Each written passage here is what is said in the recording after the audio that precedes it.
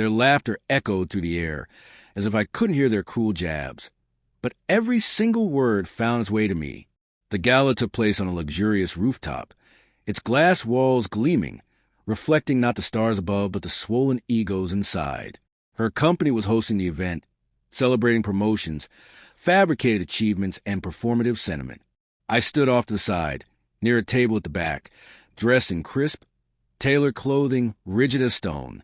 My place card should have had my name, but it didn't. Instead, it read, "Worthless idiot scum." Laughter erupted.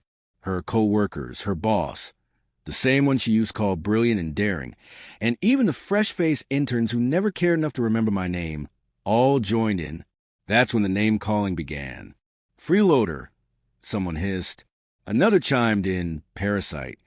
They raised their crystal glasses and toasted in mockery. My wife didn't silence them. Instead, she leaned in toward her boss and whispered something that made him burst into wine-splattered laughter. But I didn't storm out. I didn't shout. I didn't break down.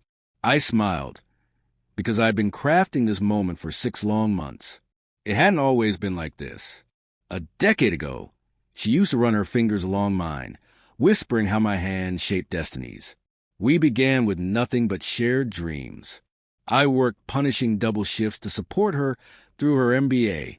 When I gave her a simple second-hand ring, she cried with joy, swearing I was her everything, her future. Then came the executive suite, the luxury clothes, the endless business dinners that lasted until dawn. She thought I didn't notice the unfamiliar cologne she carried into our bed, or how she tensed up when my hand neared her phone. She took my silence as ignorance, never realizing it was watchfulness. The truth hit hard one evening when I picked her up from the airport. She claimed she'd been in Dubai for a leadership summit, but her suitcase had a tag from Rome. Before I could ask, she launched into a scripted tale about her impressive keynote, even showing me a doctored photo with a clumsy timestamp mistake. That night, I stopped being her husband. I became her shadow. Quietly, I gathered proof. I installed a recovery tool on our shared tablet, the one she always forgot to log out of. That's where I uncovered messages, photos, and a damning video of her and her boss, filmed right in our garage while she wore my hoodie. I gathered financial records and uncovered a secret company credit card she used to bankroll their private getaways. She mocked me behind my back, but I was always nearby. I first consulted a top-tier divorce attorney, one skilled in corporate misconduct and financial tracing. Then I made contact with the chairman of her company's board, an older gentleman with a keen gaze and lingering doubts about the CEO's behavior. I approached him as a concerned husband. In return, I handed over evidence. The gala was my stage.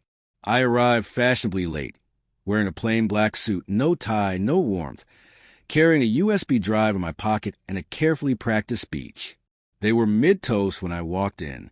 My wife's eyes widened, but she quickly forced a sugary grin. Her boss tossed an arm around her chair, pretending not to see me. I took my seat, glanced at the cruel place card, absorbed the ridicule, and waited. Once the toast faded and the alcohol softened their edge, I rose, tapped my glass gently. "May I speak for a moment?" I asked. The room fell silent, not out of respect, but curiosity. Even my wife smirked.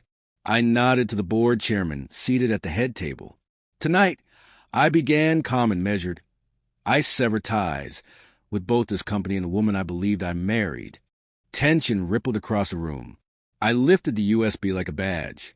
"This contains evidence of corporate violations, embezzlement, unreported travel, and inappropriate relationships between senior staff and subordinates." Her boss shifted uneasily. My wife turned pale. I looked to the chairman. "I trust your standard for ethics are still intact, unless Rome changed your mind." Gasps broke out across the room.